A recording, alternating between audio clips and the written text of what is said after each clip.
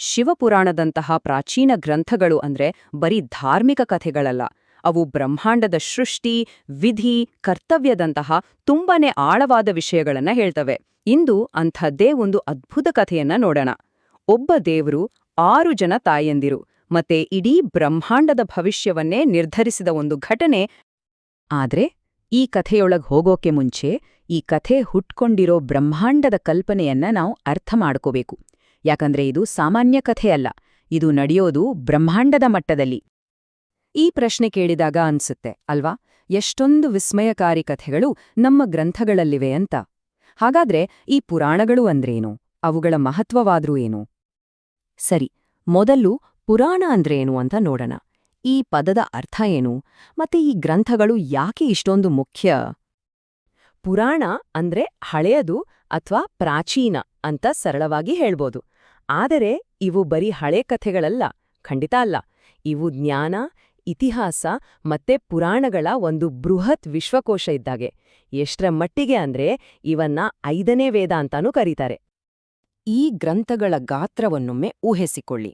18 ಪ್ರಮುಖ ಪುರಾಣಗಳಲ್ಲಿ ಸೇರಿ 4 ಲಕ್ಷಕ್ಕೂ ಹೆಚ್ಚು ಶ್ಲೋಕಗಳಿವೆ. ಅಬ್ಬಾ, ಇದು ಮಹಾಭಾರತ ಇದೆಯಲ್ಲ, ಅದರ ಸುಮಾರು 4 ಪಟ್ಟು ದೊಡ್ಡದು. ಅಂದ್ರೆ ಸುಮಾರು 80 ಲಕ್ಷ ಪದಗಳು. ಇದೊಂದು ಜ್ಞಾನದ ಸಾಗರವೇ ಸರಿ. ಇನ್ನು ಈ ಕಥೆಗಳು ನಡೆಯೋದು ನಿಮ್ಮ ಟೈಮ್ಲೈನಲ್ಲಿ ಅಲ್ಲ. ಇವುಗಳ ಹಿನ್ನೆಲೆ ಅರ್ಥ ಮಾಡ್ಕೋಬೇಕಂದ್ರೆ ನಾವು ಬ್ರಹ್ಮಾಂಡದ ಸಮಯದ ಬಗ್ಗೆ ತಿಳ್ಕೋಬೇಕು. ಇಲ್ಲಿ 1 ದಿನ ಅಂದ್ರೆ ಸಾವಿರಾರು ಯುಗಗಳು. ತಲೆ ತಿರುಗುತ್ತೆ ಅಲ್ವಾ? ಈ ಕಥೆಗಳು ಸತ್ಯಯುಗದಿಂದ ಶುರುವಾಗಿ ಕಲಿಯುಗದವರೆಗೆ ವಿಶಾಲವಾದ ಕಾಲಚಕ್ರದಲ್ಲಿ ಹರಡಿಕೊಂಡಿವೆ. ಪ್ರತಿಯೊಂದು ಯುಗವೂ ಮುಗಿದು ಮತ್ತೆ ಹೊಸದಾಗಿ ಶುರುವಾಗುತ್ತೆ. ಇದು ಈ ಕಥೆಗಳಿಗೆ ಒಂದು ಬ್ರಹ್ಮಾಂಡದ ಆಯಾಮವನ್ನೇ ಕೊಡುತ್ತೆ. ಸರಿ, ಇಷ್ಟು ದೊಡ್ಡ ಬ್ರಹ್ಮಾಂಡದ ಹಿನ್ನೆಲೆಯಲ್ಲಿ ನಮ್ಮ ಕಥೆ ಶುರುವಾಗುತ್ತೆ. ದೇವತೆಗಳಿಗೆ ಒಂದು ದೊಡ್ಡ ತಲೆನೋವಾಗಿತ್ತು. ಇಡೀ ಸ್ವರ್ಗದ ಅಸ್ತಿತ್ವಕ್ಕೆ ಅಪಾಯ ಬಂದಿತ್ತು. ಆ ಸಮಸ್ಯೆನೇ ಈ ತಾರಕಾಸುರ. ತಪಸ್ಸು ಮಾಡಿ ಎಂಥ ವರ ಪಡ್ಕೊಂಡಿದ್ದ ಅಂದ್ರೆ ದೇವತೆಗಳಿಂದ ಅವನನ್ನ ಸೋಲ್ಸೋಕೆ ಆಗ್ತಾನೇ ಇರಲಿಲ್ಲ. ಅವನ ದಬ್ಬಾಳಿಕೆಯಿಂದ ಸ್ವರ್ಗಲೋಕವೇ ನಲಿಗಿ ಹೋಗಿತ್ತು. ಆಗಲೇ ಒಂದು ಭವಿಷ್ಯವಾಣಿ ಕೇಳಿಬಂದಿತ್ತು. ತಾರಕನನ್ನ ಸೋಲಿಸೋಕೆ ಆಗೋದು ಒಬ್ಬನಿಂದ ಮಾತ್ರ, ಅದು ಸಾಕ್ಷಾತ್ ಮಹಾದೇವ ಶಿವನ ಮಗನಿಂದಲೇ ಅಂತ. ಇಡೀ ಕತೆಯ ತಿರುಳೇ ಇಲ್ಲಿದೆ. ಇದು ನಮ್ಮನ್ನ ಕರ್ಕೊಂಡು ಹೋಗೋದು ಜಗತ್ತಿನಲ್ಲೇ ಅತ್ಯಂತ ಅಸಾಮಾನ್ಯವಾದ, ವಿಚಿತ್ರವಾದ ಒಂದು ಜನ್ಮಕಥೆಯ ಕಡೆಗೆ. ಆದರೆ ಇಲ್ಲೊಂದು ಸಮಸ್ಯೆ ಇತ್ತು. ಶಿವ ತನ್ನ ಪತ್ನಿ ಪಾರ್ವತಿಯ ಜೊತೆ ಸಾವಿರಾರು ದೈವಿಕ ವರ್ಷಗಳ ಕಾಲ ಆಳವಾದ ಸಮಾಧಿಯಲ್ಲಿದ್ದ. ತಾರಕನ ಕಾಟ ತಾಳಕ್ಕಾಗದೆ ದೇವತೆಗಳು ಒಂದು ಡೇಂಜರಸ್ ನಿರ್ಧಾರಕ್ಕೆ ಬರ್ತಾರೆ. ಅದೇನಂದ್ರೆ ತಮ್ಮ ರಕ್ಷಕನ ಜನನ ಬೇಗ ಆಗ್ಲಿಯಂಟ ಶಿವನ ಧ್ಯಾನವನ್ನೇ ಭಂಗ ಮಾಡೋದು. ದೇವತೆಗಳು ಮಾಡಿದ ಈ ಕೆಲಸಕ್ಕೆ ಪಾರ್ವತೀದೇವಿಗೆ ಸಿಕ್ಕಾಪಟ್ಟೆ ಕೋಪ ಬಂತು.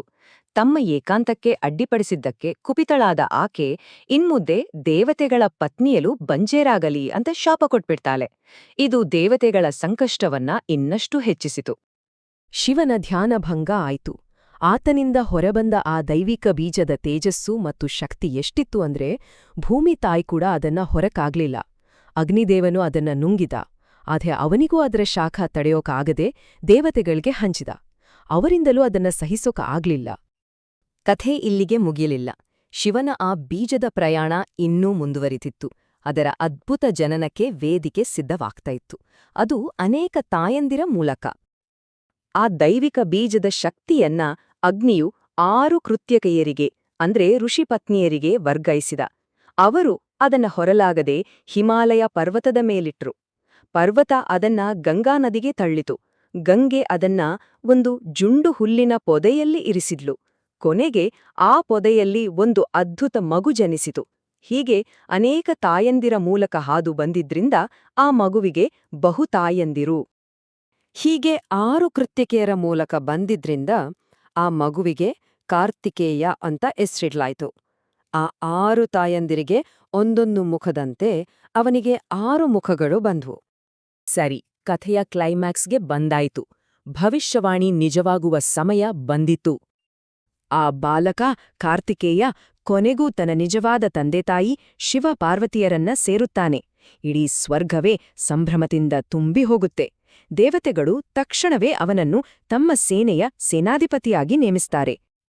ಯುದ್ಧಕ್ಕೆ ಸಿದ್ಧತೆ ಶುರುವಾಯಿತು. ಶಿವ ತನ್ನ ತ್ರಿಶೂಲ ಕೊಟ್ರೆ ವಿಷ್ಣು ಚಕ್ರವನ್ನಿತ್ತ, ಇಂದ್ರ ತನ್ನ ವಜ್ರಾಯುಧವನ್ನಿತ್ತ. ಹೀಗೆ ದೇವತೆಗಳೆಲ್ಲ ತಮ್ಮ ತಮ್ಮ ಶ್ರೇಷ್ಠ ಅಸ್ತ್ರಗಳನ್ನ ತಮ್ಮ ಹೊಸ ಸೇನಾಧಿಪತಿಗೆ ಕೊಟ್ಟು ಇಡೀ ದೇವಲೋಕವೇ ಅವನ ಬೆನ್ನಿಗೆ ನಿಂತಿತು. ಆದ್ರೆ ಯುದ್ಧ ಶುರು ಆಗೋಕೆ ಮುಂಚೆ ತಾರಕಾಸುರ ದೇವತೆಗಳನ್ನ ಪ್ರಶ್ನೆ ಮಾಡ್ತಾನೆ. ನೀವೇ ಅಧರ್ಮಿಗಳು ಅಂತ ಅವರನ್ನ ದೂಷಿಸ್ತಾನೆ. ಇದರಿಂದ ಗೊತ್ತಾಗೋದೇನಂದ್ರೆ ಇದು ಬರೀ ಒಳ್ಳೆ ಕೆಟ್ಟವರ ಯುದ್ಧ ಅಲ್ಲ, ಇದರಲ್ಲಿ ಧರ್ಮ ಅಧರ್ಮದ ಸೂಕ್ಷ್ಮ ಪ್ರಶ್ನೆಗಳು ಇದ್ವು ಅಂತ. ಕೊನೆಯಲ್ಲಿ ಆ ಮಹಾಯುದ್ಧದಲ್ಲಿ ಬಾಲಕ ಕಾರ್ತಿಕೇಯ ತನ್ನ ವಿಧಿಯನ್ನ ಪೂರೈಸುತ್ತಾನೆ. ತನ್ನ ಶಕ್ತಿಶಾಲಿ ಈಟಿಯಿಂದ ಒಂದೇ ಏಟಿನಲ್ಲಿ ತಾರಕಾಸುರನನ್ನ ಸಂಹರಿಸಿ ಬ್ರಹ್ಮಾಂಡದಲ್ಲಿ ಮತ್ತೆ ಶಾಂತಿ ಮತ್ತು ಸುವ್ಯವಸ್ಥೆಯನ್ನ ಸ್ಥಾಪಿಸುತ್ತಾನೆ. ಭವಿಷ್ಯವಾಣಿ ನಿಜವಾಗುತ್ತದೆ. ಹಾಗಾದ್ರೆ ಕಾರ್ತಿಕೇಯನ ಈ ಅದ್ಭುತ ಕಥೆಯಿಂದ ನಾವೇನ್ ಕಲ್ತ್ವಿ? ಕರ್ತವ್ಯ, ವಿಧಿ ಮತ್ತೆ ಧರ್ಮಕ್ಕಾಗಿ ನಡೆಯೋ ಹೋರಾಟದಂತಹ ದೊಡ್ಡ ವಿಷಯಗಳನ್ನ ಅರ್ಥ ಮಾಡ್ಕೊಳ್ಳೋಕೆ ಈ ರೀತಿಯ ಪುರಾಣ ಕಥೆಗಳು ಹೇಗೆ ದಾರಿ ತೋರಿಸ್ತವೆ? ಇದು ಯೋಚನೆ ಮಾಡ್ಬೇಕಾದ ವಿಷಯ ಅಲ್ವಾ?